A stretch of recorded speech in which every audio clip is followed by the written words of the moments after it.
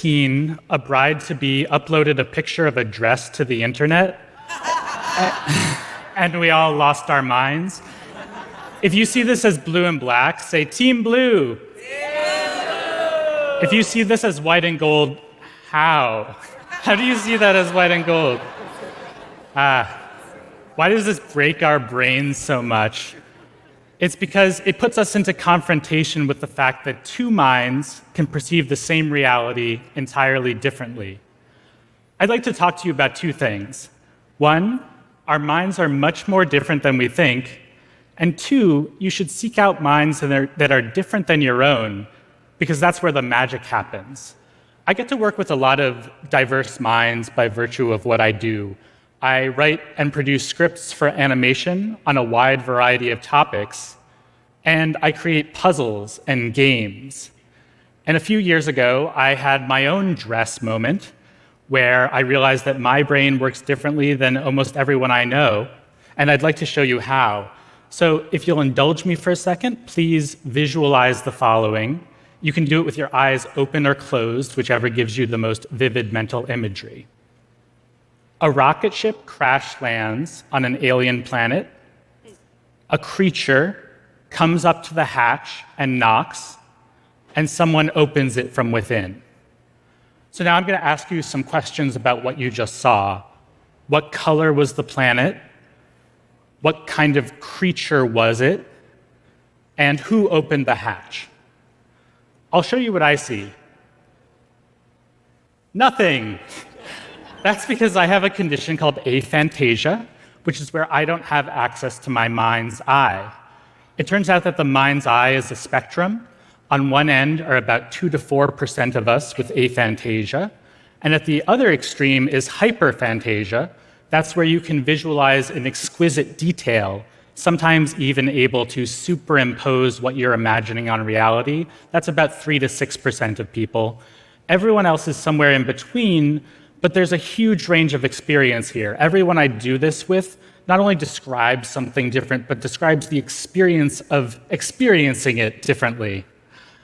So I went through most of my life assuming that most people were, or everyone was like me, that visualization exercise like this is a figure of speech that no one could actually do. So imagine my surprise and fascination and apprehension when I learned about aphantasia, the last because it raised some scary questions like, have I been working in entirely the wrong careers my entire life? So aphantasia changes the way that those of us who have it perceive information and consume and process information. So for example, most people I speak to who have a mind's eye describe the experience of reading a novel as seeing scenes play out in their mind and casting characters.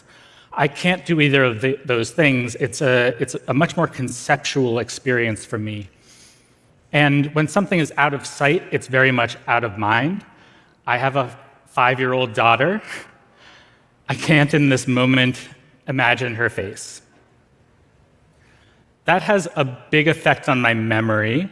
And it's also not just my mind's eye, it's also my mind's ear, though I think I have a little bit of a mind's ear, but I don't have a mind's nose or a mind's mouth. I can't, for example, imagine the taste of peanut butter. And what's it like to think in the absence of a mind's eye? That's a really tough question that's not that far off from asking, what's it like to be a dolphin or a spider? And in the absence of being able to inhabit each other's consciousnesses, we can communicate about them.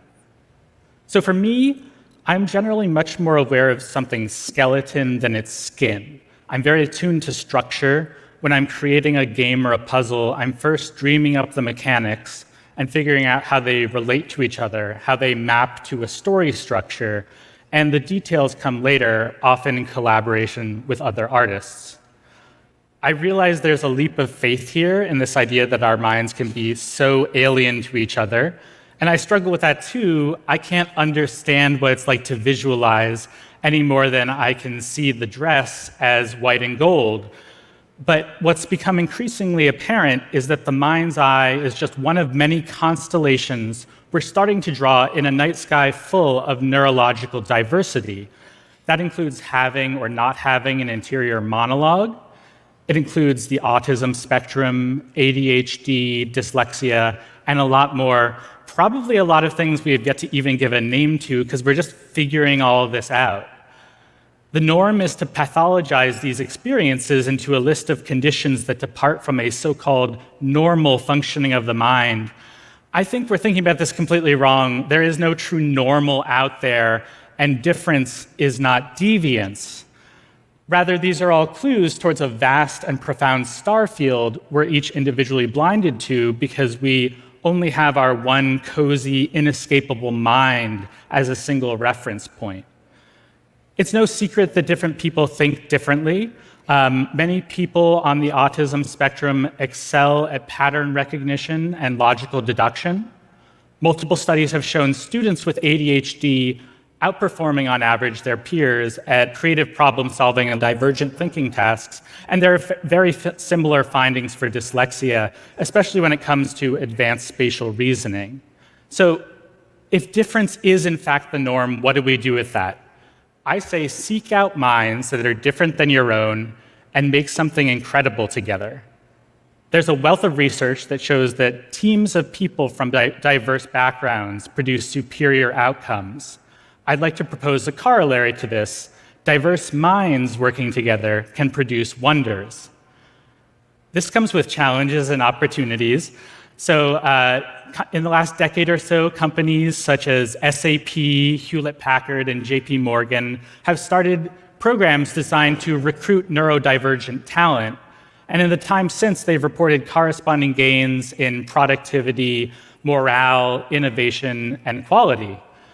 I see this in my own work as well, again, by the serendipity of working in visual fields without being able to visualize.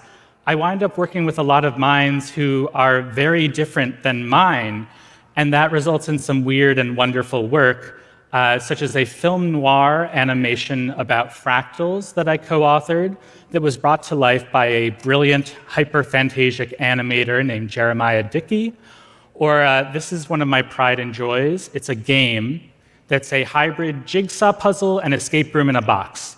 And the way it works, yeah. The way it works is you first assemble a jigsaw, but you're missing big sections. So you have to unlock them by solving puzzles that are embedded in the illustration and artifacts that you unlock along the way. This was made in collaboration with two incredible artists, Rita Orlov and Senna Tripp, and our minds can be found in very different corners of the galaxy of neurological diversity. So, am I working in the wrong fields? No, I don't think so. I think I'm exactly where I should be. In fact, some of the greatest joy and